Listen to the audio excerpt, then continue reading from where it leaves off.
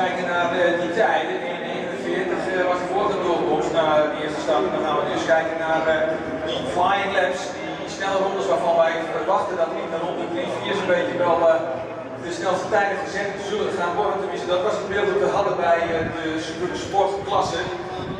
Met 1.42 daarin, en dat is behoorlijk snel.